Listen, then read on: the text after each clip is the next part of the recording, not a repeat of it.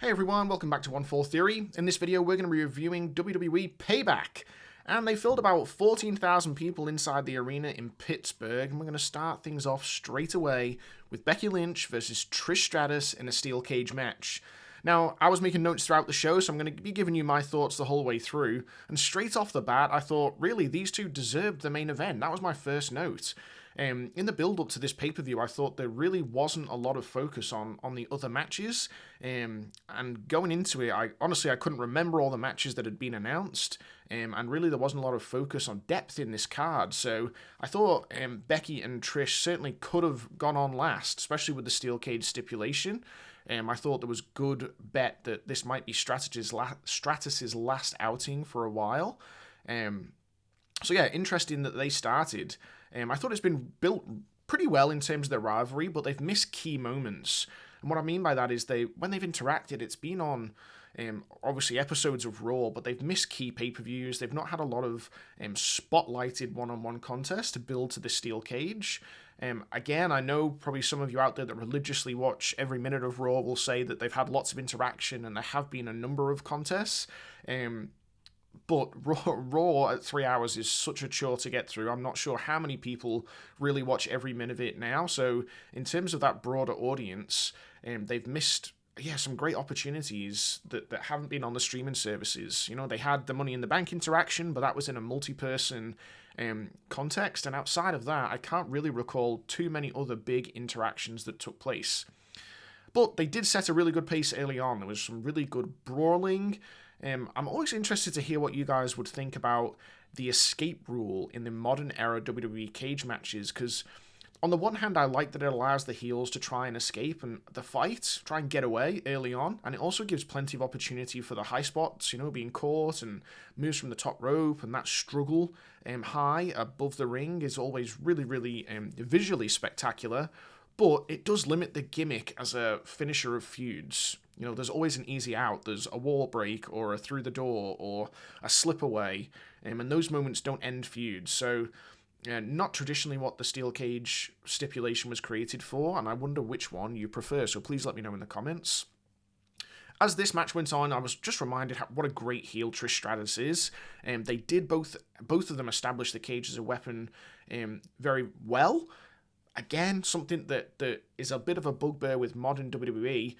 You can establish the cage as a weapon, and there was lots of face-first impact and scraping and gouging with the steel, but without colour, without any sort of juice there's a lot of headshots and face scraping that don't leave a mark.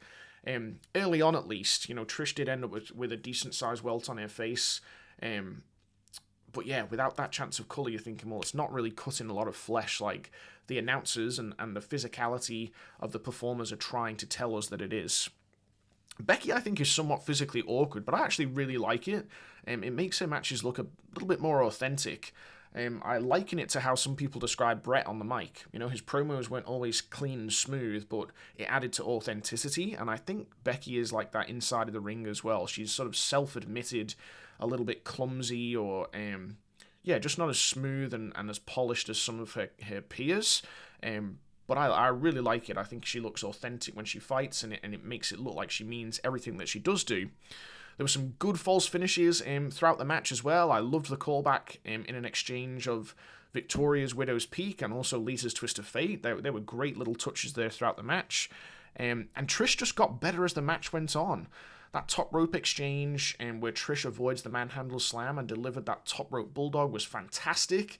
She showed great desperation in terms of either trying to get away from Becky or escape the cage.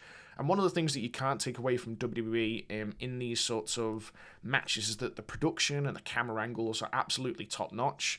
They were great here and really added to the drama. And what they were showing you really shooting from so low was the risk factor that the cage provided, and that was brilliant.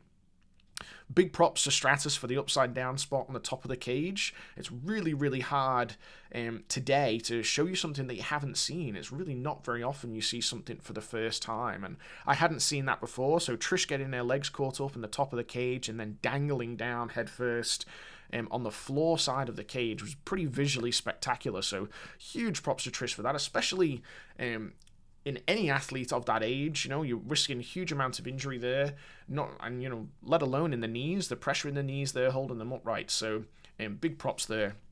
There was great timing from both competitors as well. A beautiful superplex from the top of the cage and top rope down into the ring. Perfect timing. Both women really giving it everything to make this match something. And it was at this point I was thinking, wow, I really wish there was more at stake in this match. A championship, or a loser leaves town, or something. There was something else at stake other than who is the best generational talent. Because again, if you're fighting over who's the best generational talent, and then neither is one of the 3 female world champions that you have within the company, it just lessens it a little bit. So I did feel like that they both deserved something else to really heighten the drama in this one. Zoe Starks predictably gets involved, and I felt here it did take the air out of things pretty quick. Everyone, including myself, I feel is pretty sick of outside interference in cage matches, and I don't know that enough people care about Starks. So, it did take the breath out of a lot of people seeing Starks interfere and get into the cage and physically get herself involved. But Lynch wins, and there was another huge bump there from Stratus with the manhandle slam from the top rope. That brought the people back up, but they could have done without the interference spot, and to be honest, the post-match spot was pretty confusing too. People didn't know what to make of the exchange, or who was supposed to be the heel and face after Starks attacked Trish. So this pairing was pretty short-lived. It wasn't like they had developed them as a tag team or given them a run as the women's tag team champions. They never had that long pairing as a menacing duo, so people weren't that bothered about the split, I didn't feel. All in all, it was the right result, and with a little more care prior to this event, these women could put on a performance that absolutely was worthy of the main event spot.